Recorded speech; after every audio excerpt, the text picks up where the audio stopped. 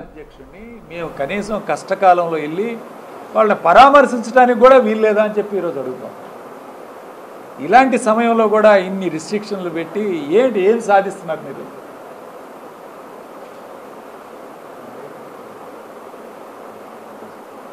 అంటే మేము చెప్తా ఉన్నాం, ఈ యొక్క పోలీస్ వర్గాల వరకు కూడా పల్నాడు జిల్లాలో ఏ కార్యక్రమం పెట్టినా హౌస్ అరెస్ట్లే, ర్యాలీలకి పర్మిషన్ లేవు,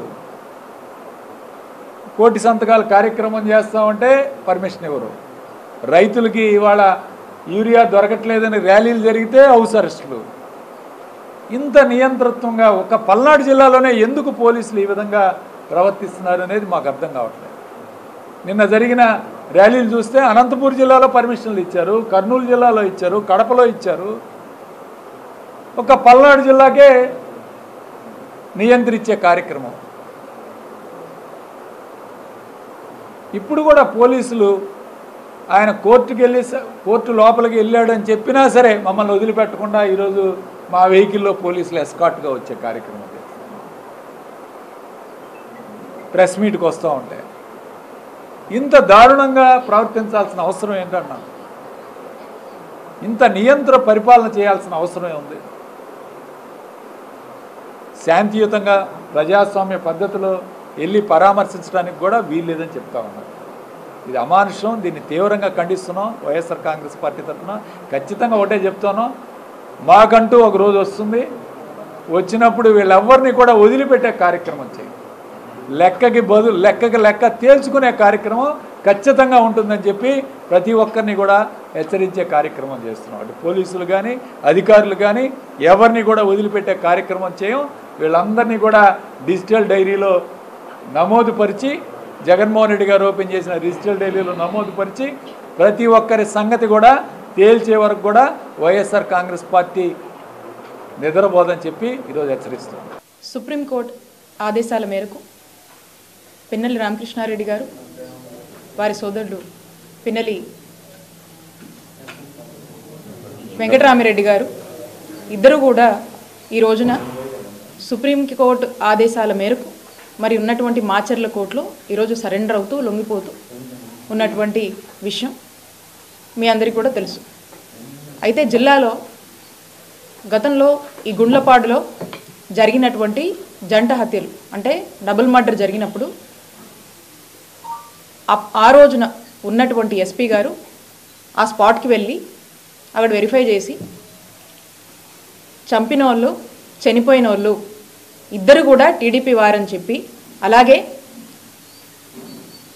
వీరిద్దరూ కూడా వారి మధ్య ఉన్నటువంటి ఆధిపత్య పోరులో భాగంగానే అక్కడ ఈ హత్యలు జరిగాయని చెప్పి స్వయాన ఎస్పీ గారే ప్రకటన ఇవ్వడం మనం అందరం కూడా చూసాం. మరి అలాగే ఈనాడులో కూడా వాళ్ళ గెజెట్ పేపర్లో కూడా ఇదే విషయాన్ని ఇంకొంచెం డీటెయిల్డ్గా రాసుకొని రావడం కూడా ఇక్కడ ఉన్నటువంటి ప్రజలందరికీ కూడా తెలుసు. అయితే జరిగినటువంటి ఈ ఘటనకు పిన్నెల్లి బ్రదర్స్కి ఎటువంటి సంబంధం లేకపోయినా కూడా వాంటెడ్గా టార్గెట్ చేసి పిన్నెల్లి రామకృష్ణారెడ్డి గారిని, వారిద్దరిని కూడా, వాళ్ళ బ్రదర్ని కూడా ఇందులో ఇన్వాల్వ్ చేసి ఈ హత్యలో వాళ్ళను కూడా చేర్చి ఈ విధంగా మరి కూటమి ప్రభుత్వం వచ్చాక వాళ్ళని ఇబ్బంది పెట్టాలని నిశ్చయించుకొని మరి అడుగులు వేస్తున్నటువంటి విధానం మనం చూస్తూ ఉన్నాము.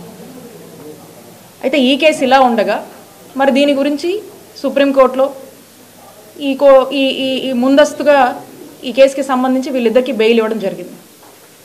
అక్కడ కూడా సుప్రీంకోర్టు ఏమని కామెంట్స్ చేసింది? అందరూ టీడీపీ వారే అని చెప్పి సుప్రీంకోర్టు కూడా కామెంట్ చేసింది. అంటే ఈ చంపిన వాళ్ళు కావచ్చు, అక్యూజ్డ్ ఉన్నటువంటి వాళ్ళు కావచ్చు, సాక్షులు కావచ్చు, అందరూ టీడీపీ వాళ్ళే ఎక్సెప్ట్ పిన్నెల్లి బ్రదర్స్.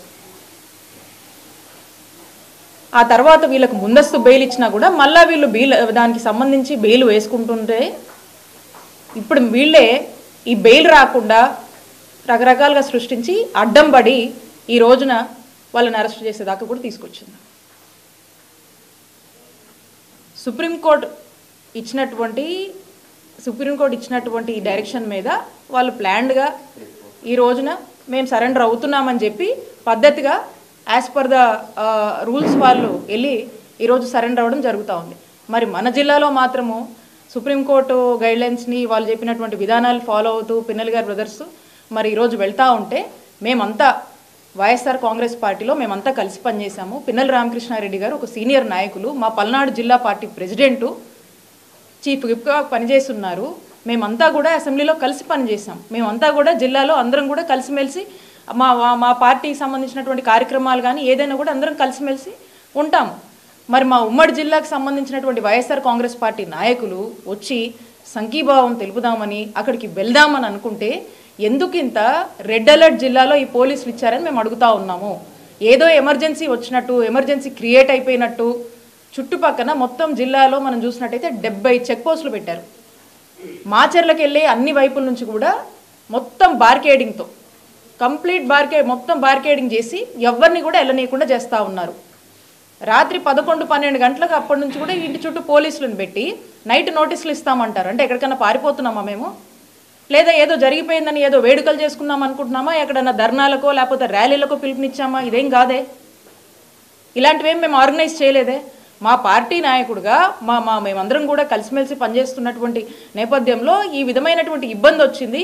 వారు వెళ్తున్నారు, వారికి సంఘీభావంగా మేము వెళ్దాము, వారిని కలిసి వద్దాము అని చెప్పి మేము వెళ్ళాలనుకుంటే దీనికి పోలీసులు ఇంత హై అలర్ట్స్, ఇంత ఇంత ఇంత ఇంత ఉధృతను ఈ జిల్లాలో పెంచి మరి ఒక ఆందోళన వాతావరణాన్ని క్రియేట్ చేస్తున్నారు. ఇదే కాదు, పల్నాడు జిల్లాలో ఏ ప్రోగ్రామ్కి కాల్ఫర్ చేసినా, ప్రజల పక్షాన వైఎస్ఆర్ కాంగ్రెస్ పార్టీ ఏ ప్రోగ్రామ్కి కాల్ఫర్ చేసి పిలుపునిచ్చినా పల్నాడు జిల్లాలో మాత్రం ఒక సపరేట్ రాజ్యాంగాన్ని నడుపుతారు. ఏంటిది? ఇక్కడే ఏ ఇష్యూస్ వచ్చినా కూడా, సామాన్య ప్రజలకు ఏదైనా సమస్యలు వచ్చినా, రీసెంట్గా చూసాము హైవే మీద ఒక యాక్సిడెంట్ అయింది. ఆ యాక్సిడెంట్కి సంబంధించి ఇప్పటివరకు కూడా దాని మీద ఏం స్పష్టత ఇవ్వట్లేదు. ఇప్పటికి కూడా ఏదో ఎంక్వైరీలు అంటున్నారు, వాళ్ళలో వాళ్ళు ఏదో చేస్తూ ఉన్నారు. మరి అలాంటి వాళ్ళ మీద ఎందుకు శిక్షించరు? అలాంటి వాళ్ళ మీద కఠిన చర్యలు ఎందుకు తీసుకోరు? వాంటెడ్గా ఏదైతే వీళ్ళు ఎంచుకున్నారో చంద్రబాబు నాయుడు గారు అధికారంలోకి వచ్చాక ఈ రెడ్ బుక్ రాజ్యాంగాన్ని అమలు చేయాలి. అది పల్నాడులో మరింతగా అమలు చేయాలి. వైఎస్ఆర్ కాంగ్రెస్ పార్టీ వాళ్ళని బయటికి రానియకూడదు, ఇక్కడ కార్యక్రమాల్లో పాల్గొనకూడదు. ఇక్కడ వైఎస్ఆర్ కాంగ్రెస్ పార్టీ పల్నాడు జిల్లాలో ఎక్కడ ఎవరు యాక్టివ్గా ఉన్నా కూడా వాళ్ళని అరెస్టులు చేయాలి, అక్రమ అరెస్టులు చేయాలి, కేసులు పెట్టాలి, జైల్లో వేయాలి, అవసరమైతే ఊళ్ళల్లో ఉండొద్దని చెప్పి బెదిరించాలి.